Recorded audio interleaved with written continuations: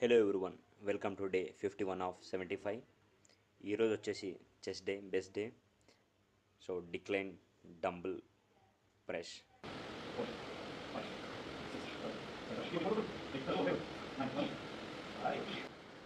35, 2 reps only.